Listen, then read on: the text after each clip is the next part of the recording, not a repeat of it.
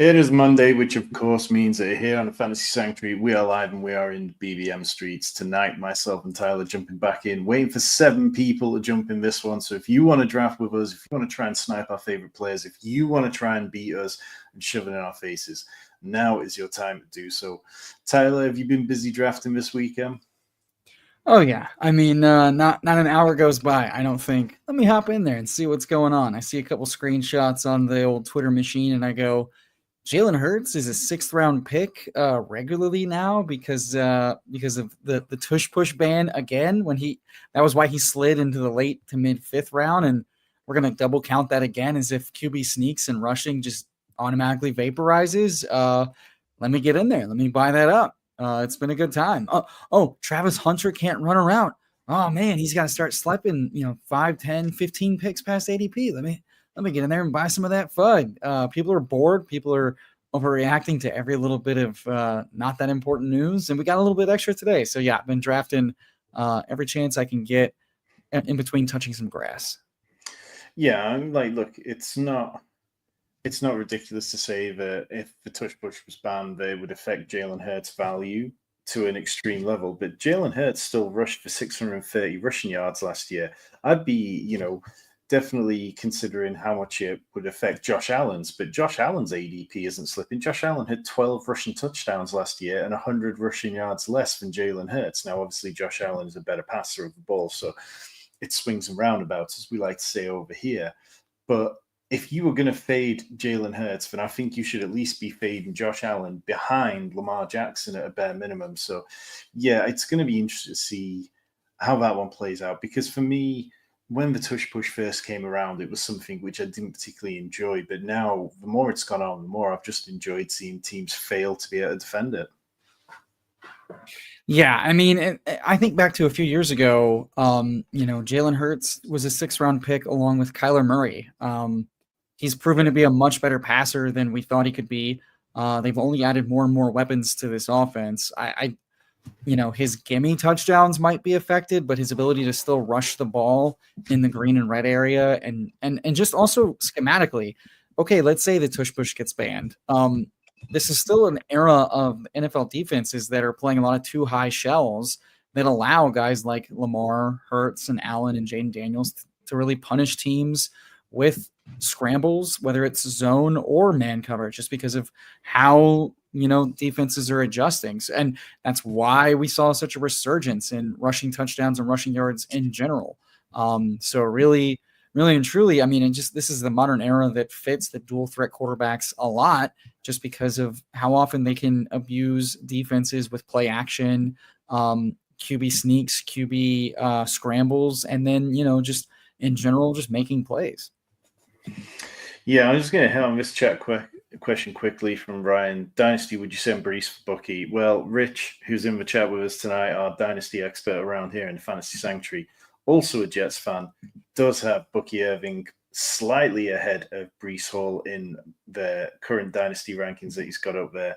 So, I mean, look, there's potential that Brees turns things around and breaks out, but right now I'd absolutely be fine going with Bucky over Brees. Tyler, I think you're going to have to take that one. Okay, so here's the deal. If I'm not going to offend everybody in our community, I have to be told like what is an awful British accent and what's not, because I'm from Texas. I get people doing the horrible Southern accent, which I find no offense to. I find it funny. I wouldn't even know where to begin. There's different types of British accents. There's different dialects. So we have a lot of different accents in very short space as well. But for me, and Rich can weigh in, or any of our other British followers who are in the chat tonight, by all means weigh in. But for me, the one that grates is the Birmingham accent, the Brummie accent. So that's one which I'll let people look up. But this sound like this story. Yeah. I've learned a lot about British accents watching Naked Attraction. That's my favorite British programming channel recently. Rory say we're being racist. Well, Rory's a Southerner, But yes, we will be jumping into BBM as soon as this one fills. We've got 4 more people to go. BBM 30-second clock for those at home that might want to join our stream room. We are 4 more folks ready to chase $2 million to first, and I believe $100,000 to the first place regular season winner. Yes. Rich throwing questions at us tonight. I was asked earlier, so we'll differ to you experts. Who's your single favorite value at ADP across the entire spectrum? I don't know about whether it's the entire spectrum, but one player that I keep coming back to is Sam Laporta, and we've talked about it a little week before, but Sam Laporta from week 8 onwards last year was averaging like over 11.5 PPR points, over 13 full PPR points, was the tight end 6 in that period, had 6 touchdowns from week 8 onwards, and it just felt like they figured out how to use him. And while his ADP going at like pick 65 or so, isn't necessarily a complete bargain. I just think that it's a really easy click. He's priced very appropriately, and I'm very much expecting Sam Laporta to have a nice bounce back this year. Tyler, anyone that you feel strongly for? I mean, the first one that comes off the top of my head is probably Trey McBride, whether it's half PPR, Love me some full McBride. PPR, and even like it's just the elite tight ends of the Bowers McBride mold used to cost us, first round 1-2 turn, regardless of format. Like the peak Travis Kelce, peak Zach Ertz, even like the Andrews in his prime was giving you about the same like mid-second level price, but he just never had like just as strong target earning. So it's like it's McBride. I have a very easy time clicking McBride just because of his target earning potential, his yak ability. He was one of the most efficient receivers, period, not just tight ends. The offense still can flow through him. Marv looked like a limited player with Kyler. They just weren't in sync. I know part of that was Marv had a lot of distractions, missed some summer training camp time.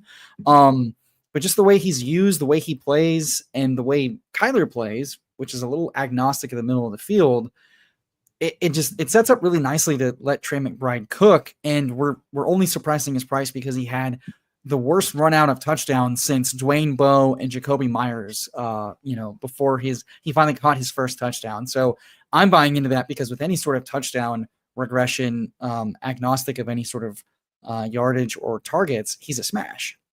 Yeah, and it kind of seems daft to fade a guy of Trey McBride's ability based solely just on touchdowns and the lack of scoring them when we know they're not necessarily sticky year to year. I very much understand that in half PPR, the touchdowns really do matter at the tight end position. But like, I've got all the faith in the world that Trey McBride is just a solid player and that he is going to turn it around. It's not like they don't target him in the red zone. It's not like they don't want him involved. It just hasn't all come together yet. And I think that Trey McBride is absolutely got a smash. So yeah, I'm very much like if I could leave a draft with either Trey McBride or Sam Laporta, pretty much every time I'll feel comfortable with it. Yeah, and just a last note on that, it's you go look and Player Profiler has McBride as having the second most red zone targets with 21, but only 11 receptions. And I remember watching a few of those where it's just like, oh my God, that was so close to a touchdown. So it's like I'm getting to buy into that for a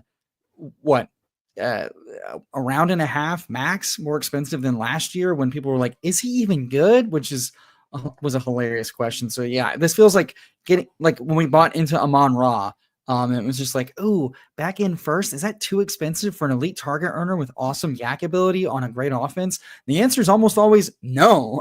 It's not if it's a great price and a great role, it's hard to put a bad price on that profile.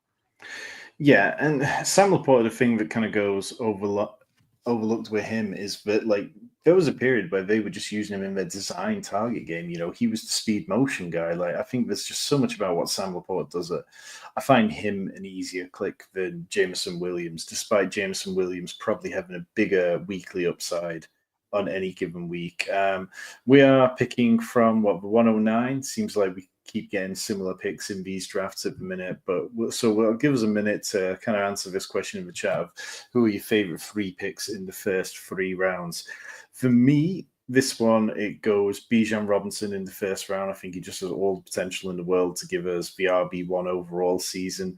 Then in the second round, it's Brock Bowers. Like, if I can get Brock Bowers in the second round every single time, like, I know we're going tight end heavy so far, but we've already talked about Trey McBride. But Brock Bowers coming off a massive season and then getting a complete upgrade, I think that is a thing that we absolutely love to see. And then look, round three. I don't hate Chase Brown's price at all. I just don't understand why it's not inflating at all. So yeah, I'm kind of good with those three. Tyler, how about you? I will say Nico Collins, just clearly elite player who, even despite missing a bunch of time, it ended up being almost 6 weeks because of his hamstring. Famously played one drive before pulling it and leaving. Incredibly explosive and incredible, like just elite domination of targets, of routes. He's the only guy running all the routes, running all types of routes, and just being elite at every portion of the field. Just his yak ability at his size is insane. And even when the offense is struggling, it runs through him. So Nico, in the second round, if I can't say McBride again, I'll go and say Lad as an underpriced year two player in the like in much like Amon Ra, where he wasn't just a slot guy, he did both and dominated doing both. And then I'll give my third one. We've got Amon Ra, Malik Neighbors, Nico Collins here at the 9 spot. Tom, do you have a strong lean here? Not particularly. Like I still love Malik Neighbors upside, but I found your argument for Nico Collins so beautiful that I'm happy to go with Nico Collins if you like. I mean, it's hard not to like the Nico Collins click now that the glorious schedule has been released, and we have seen that 3 dome games for Stroud and Nico in the fantasy playoffs. So no weather to be worried about, pristine conditions to run on, and I don't understand how his price has gotten to 11 when if the receiver's getting pushed down. Nico is the clear alpha guy. 2 rookies coming in plus a Christian Kirk does not make any sense for pushing his price down. If anything, it's more ambiguity behind him to buy into for the second or third guy. But like Schultz was someone they've tried to phase out 2 separate times since extending him. They add Woody Marks in the run game, but like adding quality around Stroud is not a bad thing. But if this offensive line isn't one of the worst in the league at penalties and getting Stroud in longer down and distances, and Nico Collins doesn't run so insanely bad in long touchdowns, not even catches, long touchdowns over like I think 5 or 6 30 Painful. plus round touchdowns called back because of penalties. Like his production's insane. So his ADP at 11, I'm going to have an unreasonable amount of Nico there. And then the third round, it's Devontae Adams. That is a click I'll make almost any time on the board, given his talent and his setup. It seems really, really nice. So I think I know what you're going to say, but I'll go ahead and say, Tom, you have a strong lean here at the 16th pick. Yeah, I just really like Drake London. I think that he was coming on so well last year, and if it hadn't been for Kirk Cousins' kind of regression at points, then it was very much would have been a real top tier season for him. Like obviously, the games with Michael Penix were a completely different kettle of fish. Like there's stats which, if you extrapolate them, you're going, oh, with Michael Penix, he was seeing blah blah blah. But overall, I just think that we saw Drake London take the leap last year. This is a guy who now I feel completely comfortable drafting him in this range. I don't particularly have any concerns about him, and I think this offense is going to continue to feature Bijan Robinson, Drake London, and the occasional flash elsewhere. But yeah, I'm completely comfortable with it. What's kind of your current exposure to Drake London, if you know off the top of your head? I mean, the second round picks I'm getting a lot of, and shout out to the 11 hole. Anytime you can get someone double clicking running backs so that you can get Amon Ra and BTJ. My favorite draft spot right now, and the first time in a long time, I am loving 10, 11, and 12 because I can get 2 of my favorite clicks on the board at receiver and then allow me to do a lot of awesome stuff in the other rounds. I think my least favorite right now is like 7 through 9 because I have to make decisions and not get the values that I want. but yeah, it's got to be Bowers and London just for like target upside, youth upside, and the offense is potentially getting a really big boost for Drake London. Before the Mooney injury and before the Kirk Cousins fall apart, but it's like Drake London was able to just hit elite target shares, air yard shares, and red zone shares. And even though the Michael Penix small sample, it has a lot you can extrapolate, bad or good. But what I think for the most part I want to focus on is that he was able to make all the throws. He was able to Yep. demonstrate really good pocket presence, and he was able to take advantage of really weak matchups. Which at the minimum, that's all I really want. Is like just smash when you're supposed to smash. And Drake London was able to just take advantage of an offense that wasn't stuck in neutral when Cousins was hampered with his Achilles and his arm, the throwing shoulder in week 11, I believe. So at the end of the day, also it seemed like Penix was much like in college. He was going to just make the deep shots. Like he was going to take the deep shots, throw the ball aggressively, and that unlocks Drake London's ceiling if he's going to get more deep targets and he's not just kind of like the technician in the middle of the field.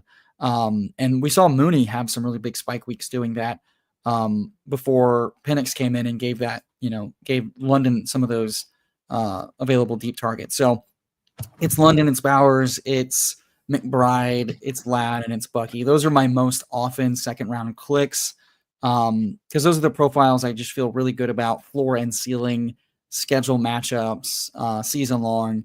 But I'm having to mix in, guys like JT because Yeah. I don't want to miss out on that ceiling.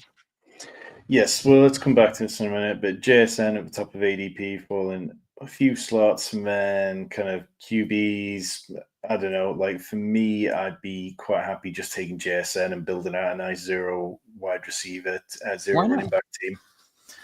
This time last year we were smashing them, and then of course it ends up being like the worst possible year ever. But as people keep alluding to, this has all the setup for the very best zero RB year ever, with all these rookie running backs, all the suppressed values of veterans. And I just don't think the ADP is really shifting in that direction at all. Yeah. I think any sort of JSN FUD I'm willing to buy into, just the fact that Clint Kubiak ran a very vertical attacking offensive scheme in New Orleans, and the O line is not great, but I don't know that it's going to be as bad as New Orleans was banged up. And even when it was healthy, it worked just fine. And where Darnold succeeded in the KOC offense and of offenses previously is his deep aggression and accuracy. And that's going to be hard like that. And that might not be exactly where Jason thrives, but he wasn't bad doing it. So I think he's going to have more valuable targets in this offense game to game. And I like his schedule just fine. So we're here at pick 40, Worthy, McMillan. We could go the elite quarterback option. We could pull up any of these guys. You feeling anything particularly moved? Part of me is just tempted to keep hammering wide receiver and go with Tet. Yeah. Yeah. Do a little I week think 17 correlation with JSN. Yeah, I just think that the Tet pick as your wide receiver 4 is such an easy pick. Like if you've started with a running back and a quarterback or something, Tet as your wide receiver 2. I fully understand the questions there, but Tet as wide receiver 4, yeah, we're on to a winner here in terms of what feels good for a zero RB team. Now I know obviously last year zero RB didn't crush, but one thing that kind of stuck out when I was starting to dive into the advance rate over on the Rotoviz Underdog Roster Construction Explorer was that like last year zero RB sucked so badly that you could take 4 running backs and stop by round 10 and you would have insanely good advance rates. Do you think there's any world where we kind of see that again this year, or do you think that we just back to a more traditional kind of year like we did 2 years ago? I mean, I think we just have to remember that when looking at data, we have to remember the context of the data. It was a bad year for zero RB because so many receivers early and the ones that were good either died on the vine or hit stretches where they were out or they weren't producing because they were injured. Nico Collins, Mike Evans, Puka misses 9 weeks, and then comes back and crushes. So it's like these huge Godwin, wide receiver one through his starts before he tears an ACL.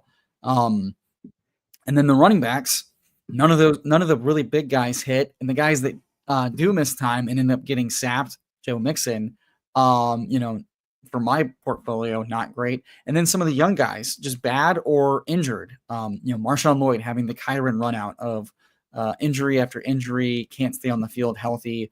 And then a year where kind of just offense has decided, let's just run through the running back, Josh Jacobs. Green Bay offense decided Josh Jacobs is the engine. This works too well. Why not? The pass offense is too inconsistent. Miami, same thing. Everything's falling apart. Just pepper Achane. So like you had so many perfect storms. Some of that was also like quarterbacks going down again inextricably. So in that environment, it's obviously you're not going to have the same thing happen twice. I'd say it's a great environment with how the ADP is to kind of do whatever you want to do. I think it really allows you to take advantage of every construction. You can go zero RB, and there's some really nice targets. If you're mindful that like zero RB isn't just loading up on receivers, it's also making sure that you're like elite at all the other positions. If you want to start early running back, there's some really cheap, really exciting rookies, some probably mispriced vets that still have very palatable ADPs. You want to start elite tight end. Some really nice, slightly cheaper guys than we usually have to pay for, and then a lot of cheap mid-range tight ends. Some very cheap late tight ends if you want to punt tight end.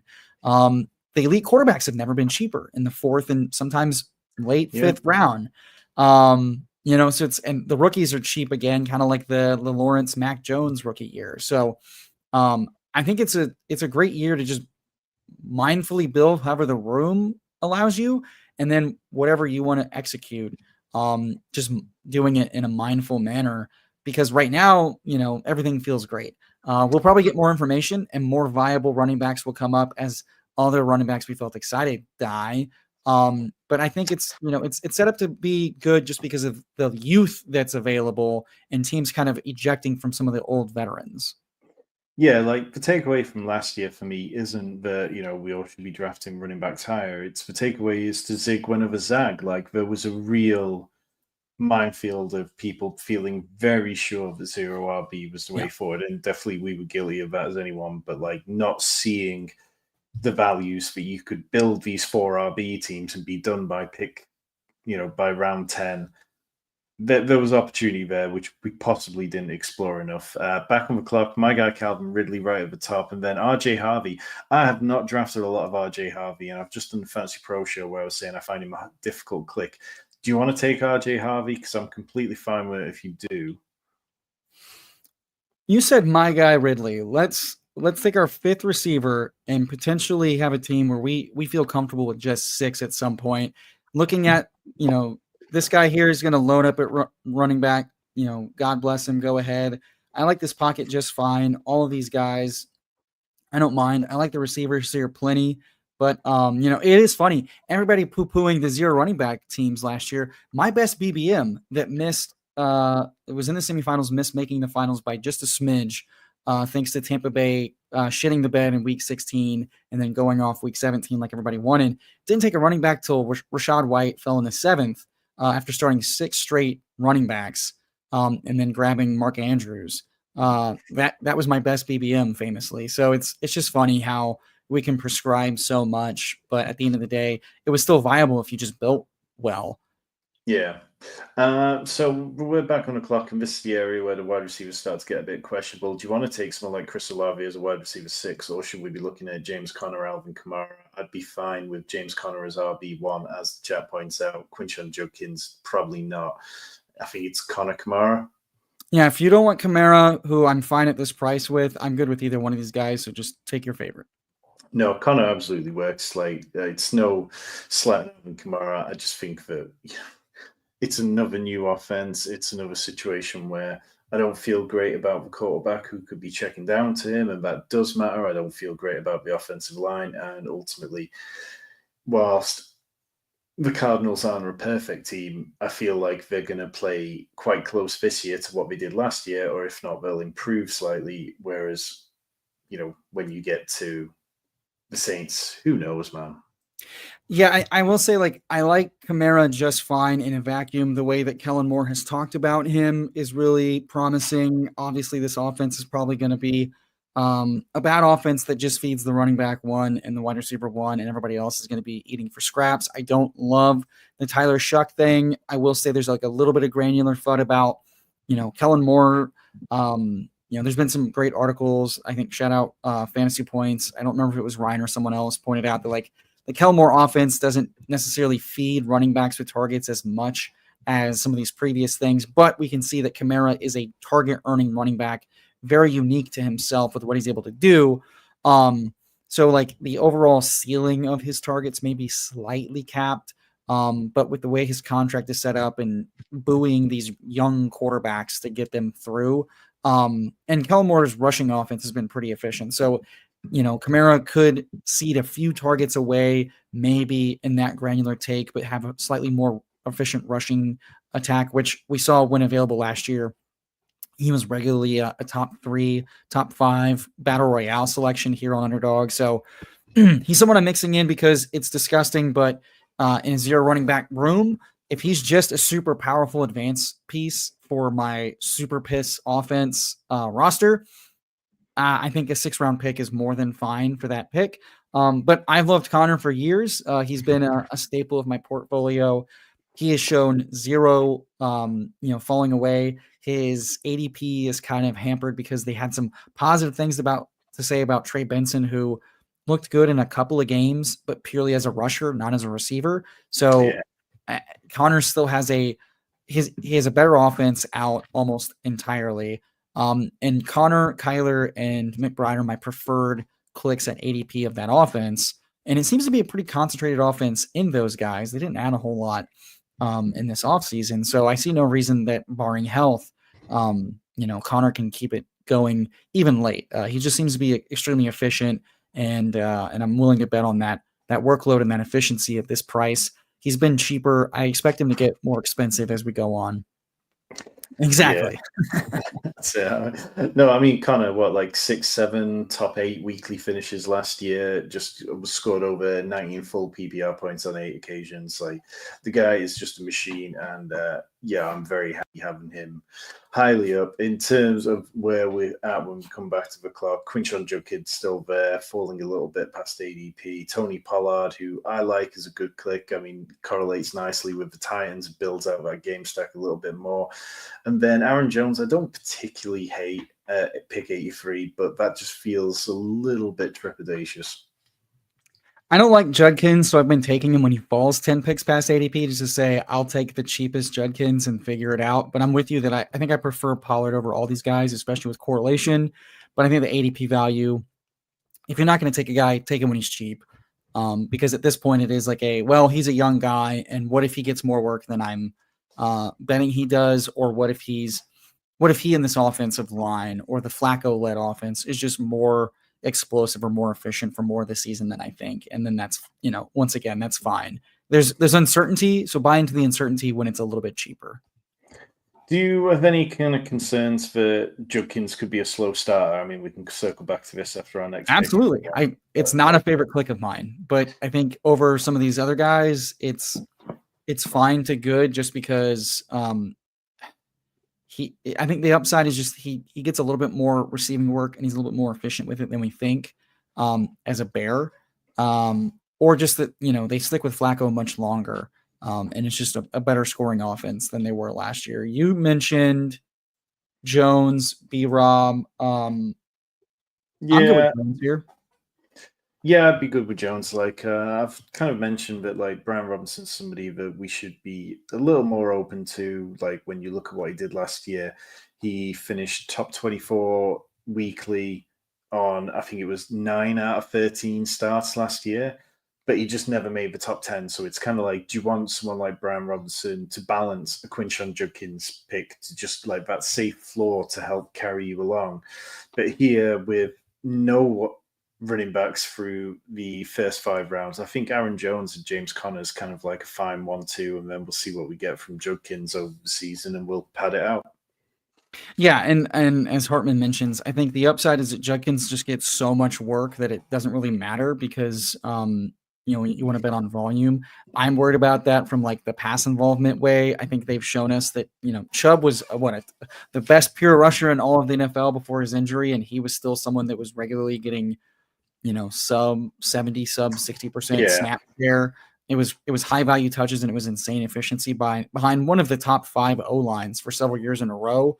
Um, I think the upside is just like the worst version of the offense is gone. It doesn't look good right now, but it's been fine with Flacco and anyone but Watson and PJ Walker, and those guys are now gone. So, and I think a sneaky good upside of this offense is that it absolutely implodes, and they go and say, "Hey, Falcons, we'd like to keep our jobs this year.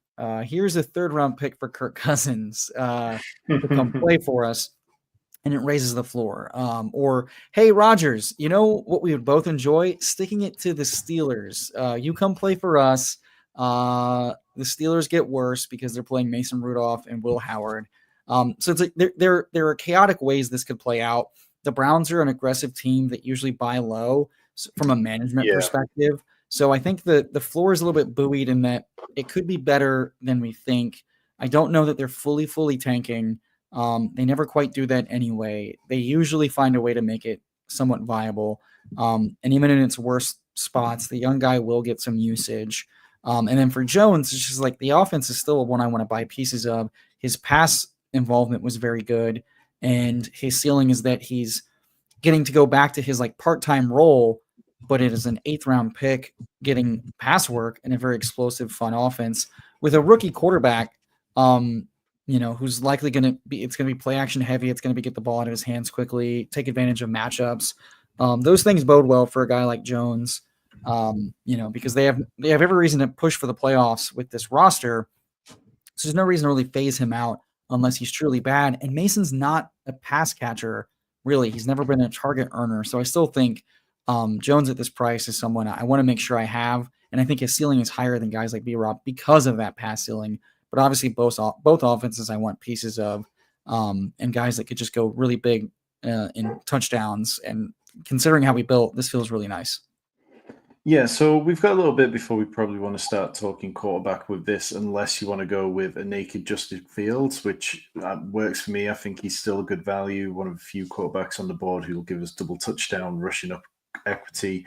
Or do you want to go with an elite tight end in Mark Andrews, 11 touchdowns last year, or potentially another running back and say Najee Harris? Let's take naked Fields, and because like I like Penix at his ADP just fine, and he's a guy that's been falling, so I don't have fears he'll get sniped necessarily. I think the Mooney drafter's right next to us. So the Mooney drafter is the one we'll have to worry about. So we'll probably have to take Penix here at 129 to make sure that we don't get sniped on him. But I'd like some protection on that. And at his price, Fields presents a really high floor and ceiling, especially if the offense is just catering to his strengths, which it has every reason to do so. And given the way we've kind of built this out, it allows us to maintain some flexibility that sometimes heavy wide receiver starts don't have.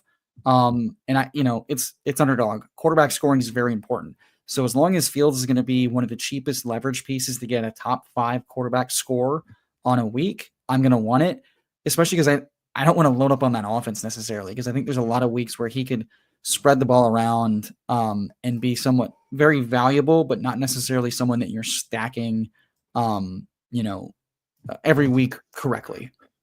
Yeah, I'm very much there with you on that. I mean, like, look, the passing touchdowns just weren't there last year, and he only kind of really got fantasy value from the rushing touchdowns he got, but it was enough, and I think this scheme will be more friendly to him. Tyron Tracy, Bashal Tutin, Najee Harris, for me, this one's Tutin. You making a strong argument for catching the falling dip on Tyron Tracy?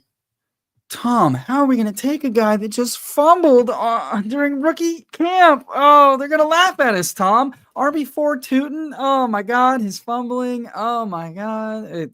The fake outrage that some people are like, the fumbling guy had a fumble today. Oh, you know who else keeps fumbling? Kyron Williams. objection, Your Honor. It only matters to some people, and it doesn't to others. I think Liam Cohen can go and look at Tank, who had a little bit of fumbling problem, Etienne, who has a everything problem, and then look at the young explosive rookie and go, it is what it is. Yeah. Crazy. Similar issue, still very valuable in fantasy at cost. I just think, like, we're talking about a rookie fumbling in like the earliest forms of camp at this point. A rookie who, for the last few months, has been focused solely on non-football activities, like things like working out to be good for the combine, where he ran a 4.32 40-yard dash. You're talking about a guy who's concentrating on the mental side of interviewing with teams, going back and forth across the country, because there was a wide range of outcomes for Tootin in the draft.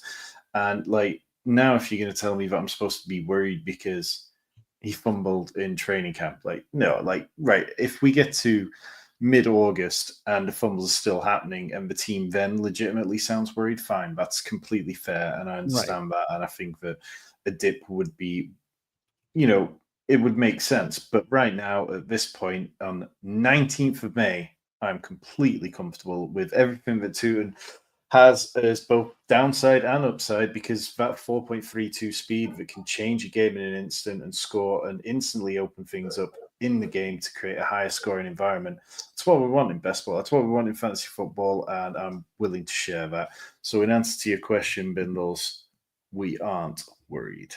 Yeah, exactly. He's explosive. He's very talented. And at the end of the day, if the coaching staff wants to decide to put up with it, they can. It's why I have a little bit of concern about Tracy. He had a bit of a fumbling problem, and his team, the same staff, instantly went and got a pretty good version of him with better draft capital this year, who can do it all with size. And that team also kind of soft benched him for the veteran Devin Singletary. This staff, completely new, came in and said, we want this guy. He could be nothing. He could be everything. Right now, I'm not going to overreact to early camp, because this is when they're supposed to make mistakes and learn it. And the coaching staff saying, hey, that's something we're going to work on, is not the same thing as Dennis Allen saying he pulled another hammy. He is dead to me. Cohen and co all stem and look like people that use quarterbacks to their strengths.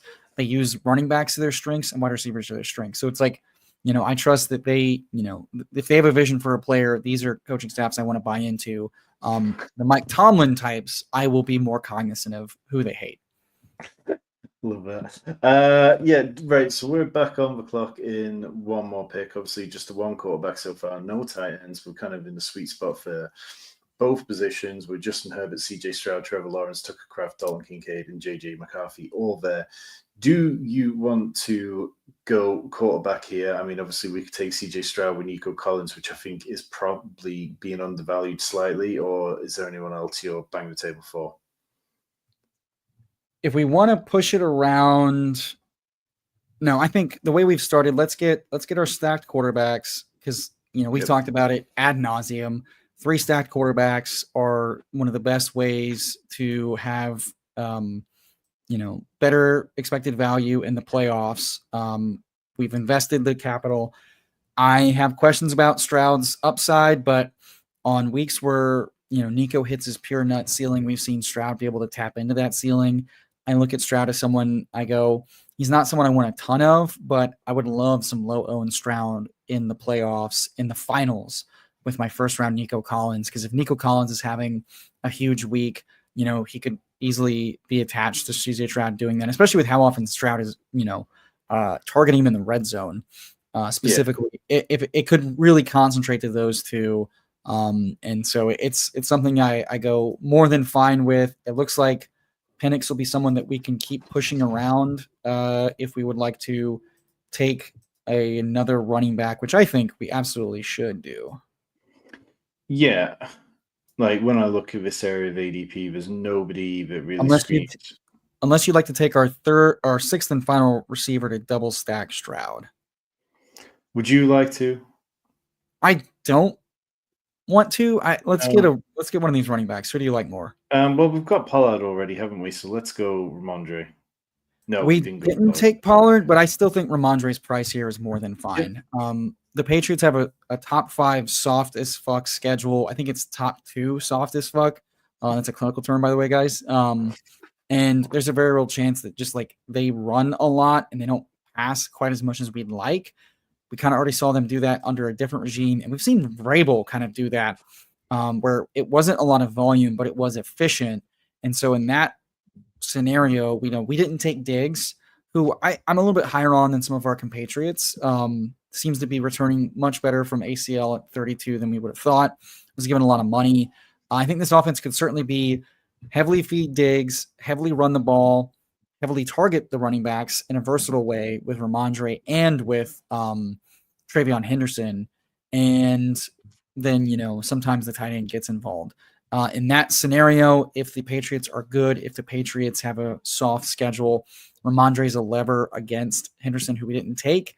But there's a world where both of those guys eat and they're frustrating. We don't have to choose in best ball. And it gives us a little bit of coverage, like you mentioned. If Judkins has a slow start, if Vrabel is bringing Travion slowly, Ramondre at this price at minimum is just a pretty good contingent bet. If Travion misses any time, he's not my favorite guy, has a bit of a fumbling problem himself. Vrabel came in day one and said, Ramondre knows he has a fumbling problem. Let's get that fixed. So he's not my favorite click by any means.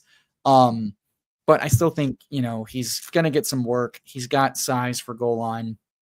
And his ADP is more than fine here. I probably would have pushed for Tucker. I was hoping he'd come back to us. Tucker's been a favorite click of mine in this range. I don't understand why he's still so cheap.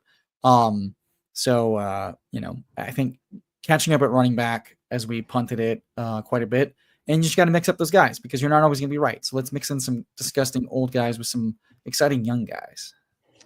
With chat, Peppertoni's talking about 3 QB, 2 QB. Do you feel like this has enough stability, enough floor ceiling to be comfortable with a 2 QB on Justin Fields, CJ Stroud if we find ourselves having to chase tight end or another position at this point? I mean, I think you could say we're fine with any out, quite frankly. I think the floor with Fields Stroud is much lower than I'd like to be comfortable with for a 2 QB build. If I'm buying Fields in the 8th round, then it's like, okay, I kind of have to say like, this is a better floor ceiling than, I think in the, where we get him in the 9th, I think it's right on the precipice. Stroud is just a fantasy guy. If we would have taken, Lawrence, the backstack with, Tootin and Strange, Diame, that's where I go, okay, I'm based on what the offenses have shown me, the coaches have shown me, and the abilities. Stroud's floor is pretty low, considering they can get very run heavy, and just as an offense, get really conservative. Drake May would have been someone interesting if he comes back to us to say, hey, those two guys, we're going to be done with. Sure, the lack of mobility gives the floor a little bit too low, and then just like I'm investing a lot in these offenses. So if those quarterbacks all stacked up aren't valuable, then the whole team is dead. And if they are valuable, well, then it is very valuable. Penix comes right back. Perfect. Yeah, I mean, Stroud, I think is definitely a better quarterback than we saw from him last year. But through 2 seasons in the NFL, we're talking 4 top 10 weekly finishes that he's managed. This is a guy who, through not necessarily any fault of his own, only has 3 games over 20 fantasy points at the quarterback position. He doesn't give us anything on his legs. He does have the ability pass the ball around, and there's been various injuries that have kind of held him back. The offensive line situation, and obviously we've talked about already. But I think I'm kind of comfortable enough saying he's a good play and he's a good pick, but also I'd hedge against him enough that I want Michael Penix, who displayed some level of upside last year for sure. Yeah, I mean, and when I look at the playoff, the playoffs is where I really want these guys stacked, because it's just if they all go off in a week, hopefully the finals, then that's me leveraging my way up the leaderboards. That's me being able to differentiate myself from other teams, weather the storm, as it were. There's going to be a lot of teams with dead roster spots. So there's also going to be a lot of QB injuries. And, we want to advance out of this round, but we also want to advance out of every round of the playoffs. And we've seen weird stuff happen where guys just don't complete game. So 3 stack quarterbacks, it's not just about having access to those stacks and it making sense, but it's also about just weathering chaos that will eventually happen Would you like to get our sixth, the potential final running back here, and what's turned out to be a really strong zero running back room? I think Eckler's a tier break personally, but if you want to stack Rico with Tet, I'm cool with that too. I think I'd lean slightly to Rico. I've been taking a bit of Austin Eckler lately, and while last year was possibly too low on Austin Eckler, I don't think I drafted him once in hundreds of drafts, and that was a little too harsh. I don't think that I can really. I don't want to keep drafting this guy who just turned 30 2 days ago, who missed multiple games through a concussion, wasn't it, last year? And we don't, as the chat points, Tiger Uppercut saying, you don't need Eckler here. And whereas Rico just feels like he has a little more potential to go big, because even when Eckler was getting those games where he was being given the ball plenty last year, it wasn't like he was overly impressing. Brian Robinson, for the people who want to say I'm wrong on my take with Brian Robinson, well, if he wasn't doing enough to grab the job, then Austin Eckler, in the games where he did see a decent amount of touches, in the games where he saw double-digit touches, he only had over 16 full PPR points on 3 occasions, and it just feels a little worrisome for me. So yeah, I like the idea of going Rico when we've got that flexibility.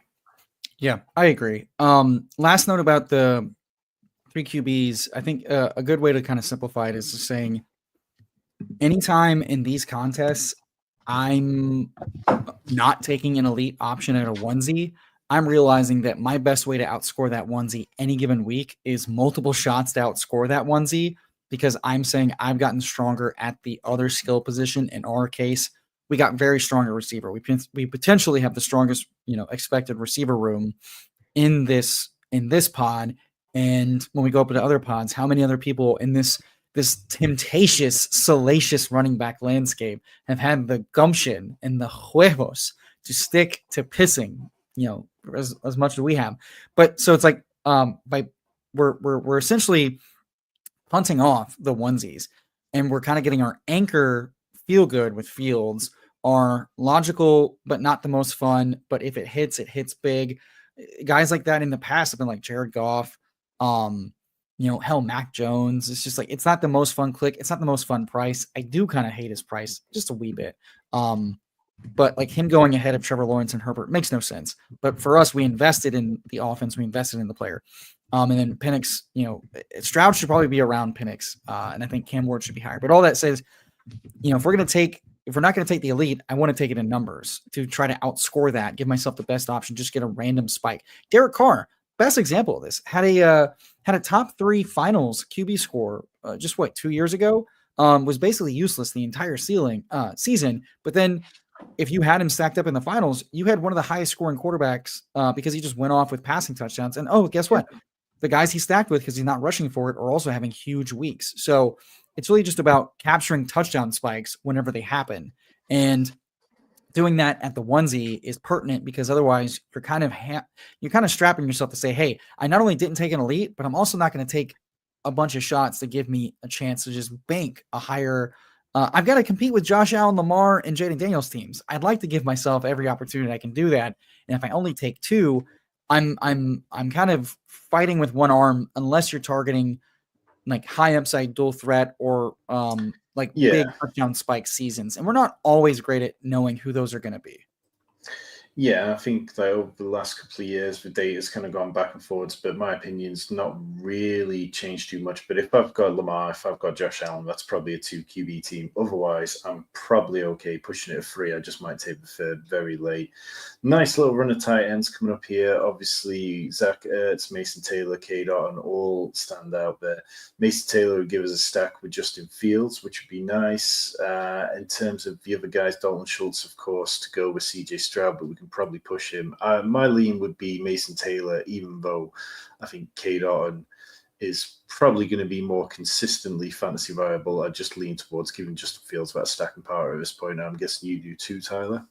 Oh, absolutely. I mean, he was a 2nd-round pick. This offense may only pass to 3 people on a regular basis, and that's very likely just going to be wide receiver 1, RB1, tight end 1. Yeah, absolutely. Ticks loads of boxes. Pepperoni, Lamar, QB1, and we go. Yeah, no arguments around here. Yeah, and we're talking about just like punting QBs, like the best way I can punt them is to then stack them up so that if they do spike, ideally they're spiking with our quarterbacks. And yeah, being able to get, now we don't have a naked Fields. So now Fields is even more powerful because if he throws even a single touchdown to Mason Taylor, that's a great stack, a great pick. It makes our QB pick more powerful. And it's slight leverage off of the guys we didn't take in Brees or in Garrett Wilson.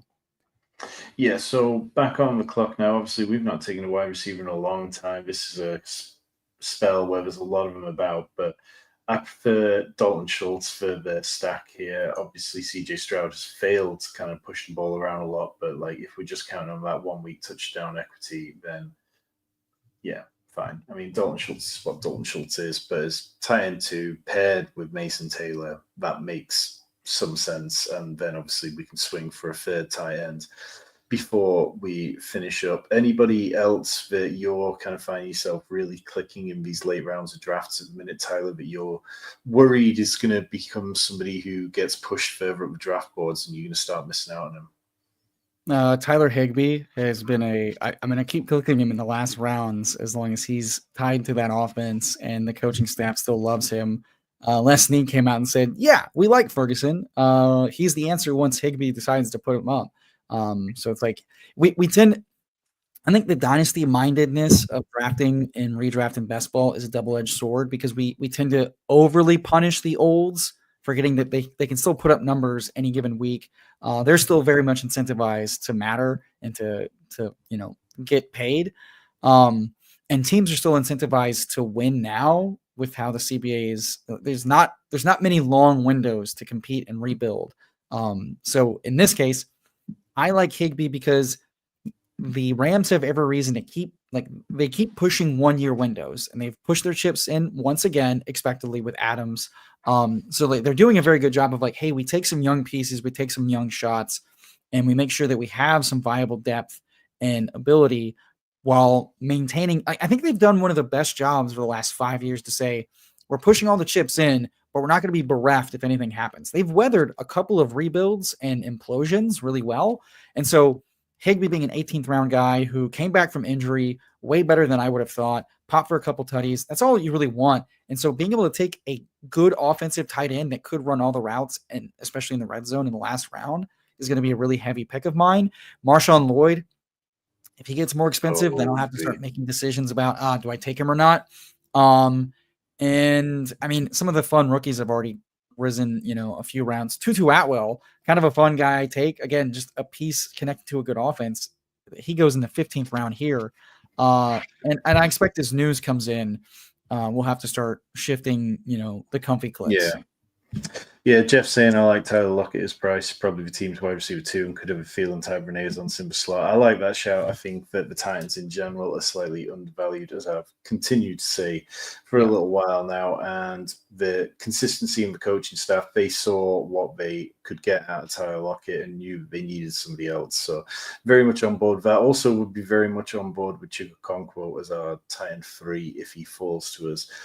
Keenan Allen, not somebody I can find myself clicking this year. Like I was, very heavy on Keenan Allen last year, but until I know the landing spot, Keenan Allen was just too much downside. And then Darius Slayton, we seem to talk about him every week because he continues to be too cheap.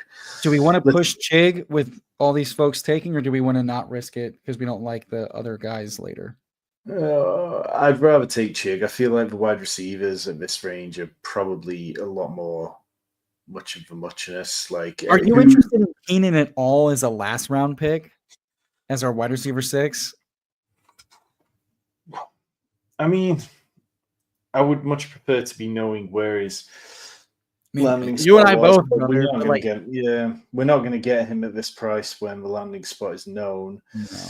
Would you rather go with him over the likes of Roman Wilson, hoping for a second-year breakout, or Jalen Tolbert, who was kind of useful, Dontavian Wicks, who all he's got to do is actually just catch the ball one time and perhaps it'll be good, or Torrey Horton, who's on the Seahawks, who gives us a little teammate correlation. But if none of those guys are standing out to you, then yeah, like, there aren't many players I'm really standing on the table for in round 18 just yet.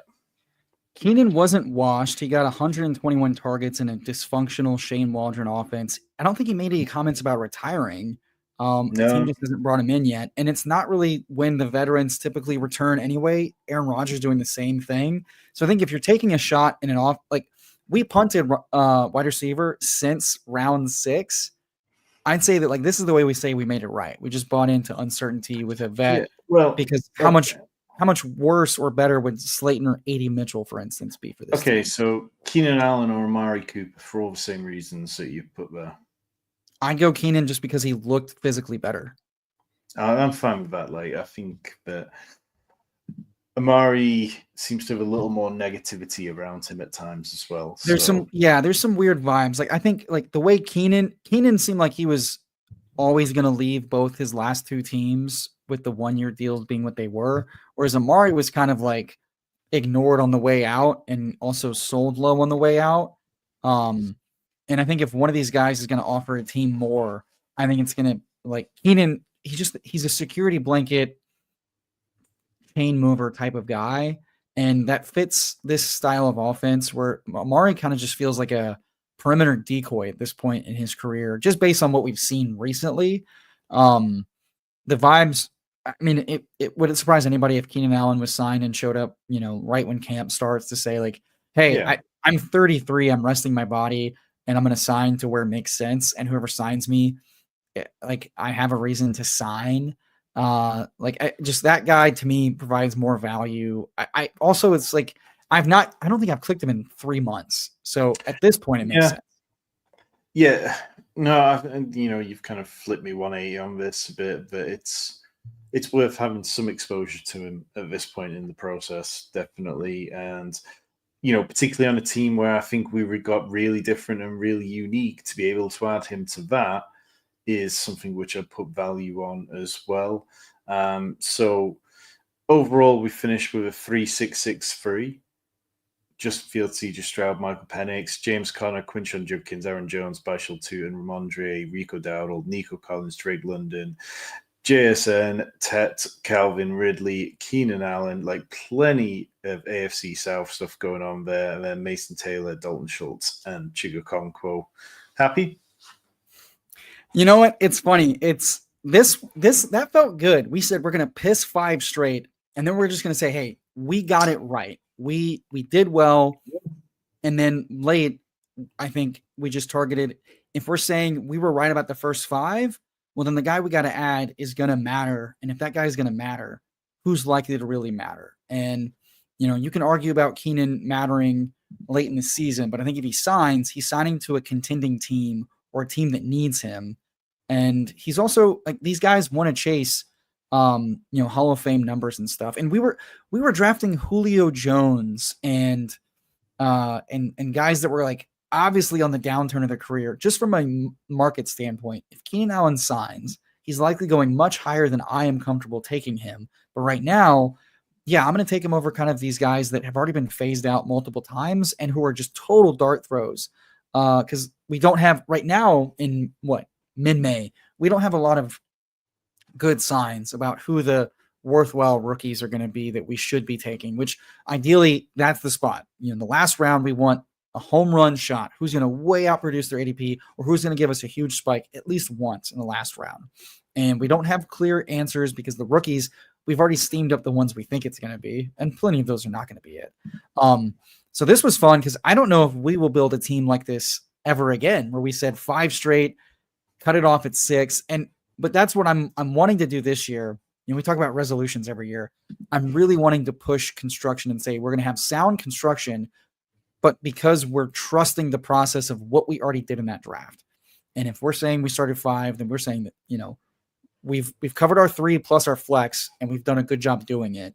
And let's draft like we're right. And drafting like we're right is trusting that it may feel thin because we like to see the numbers, but it's like, no, I think we caught up well at running back. Stopping at 6 when we did get the types of guys we got at the spots we got, I trusted those are the right guys. We got the right stacks. And I will always like telling tight end, you are the position that matters the least. So I want to invest in you the least and punt it And we see that that's and you mentioned your advancement numbers. One of the things over the years that's been a winning strategy for advancing both regular season and the playoffs is just saying numbers at tight end because they're so volatile. The more you have, the more likely you bank a usable spike week. And so when you punt it, you're more allowed to take the numbers and not feel as bad because draft allocation, we put $3, $3 auction into this tight end room. And if we get a multi-touchdown spike, we have a leg up on all the other guys that, went earlier than us in the pods. And trying to drag the dustiest, shittiest guys into the playoffs is usually a winning strategy because back-to-back years of Jawan and Tyler Conklin having the quarterback one. I love it. Yeah, and I think that some irony to us drafting this team when we started out talking about Trey McBride, Brock Bowers, Sam Laporta as guys that we love to draft, and then we come all the way around, and you know what? A team that we really actually love is one where we didn't get any of those guys, and we took the polar opposite approach and didn't draft a single tight end before pick 177. So, yeah, lots to love on this one. Definitely an interesting draft. Tyler, what have you got planned for this week? I know the trifet. I can never get the word It's out. the You're gonna. Eiffel Tower on Thursdays. Yeah, I no, mean, I hate the name too. the Unfortunately, they haven't. trifle tower works better. I do like it because they be some trifling bitches. Yeah. So the Eiffel Tower is going to be 5:30 Central this Thursday. I think that's on this channel this week. I believe Fantasy Sanctuary is hosting Eiffel Tower this week. I have 2 guest appearances on Wednesday. I will be with Sean Mitchell on Extend the Drive Nice. Wednesday afternoon, and then I believe uh, Candyman, aka Chris, aka the Fantasy Football Garage, Wednesday night around 8ish, I believe, and that'll do it for this week. I was asked multiple times. We have some fun things in the works with some fun channels getting rolled up. So I think that's all the streams I have planned this week. And if I do any more, my wife will end me. So that's what I got. In terms of this channel, obviously you'll be here on Thursday. Rich will be back tomorrow around a similar time doing a live Dynasty startup draft. He will be rocking through with 30-second picks and just talking Dynasty strategy, Dynasty takes, all that sort of stuff with many of the good members from our channel. If you want to join them and get Rich's Dynasty rankings, my redraft and best ball rankings, hit the join button down below, as well as so much more. And I should be back on Wednesday for another Drafters Best Ball Draft. Appreciate everybody hanging out tonight. We have the best subscribers here on the Fantasy Sanctuary, and we will catch you all again very soon.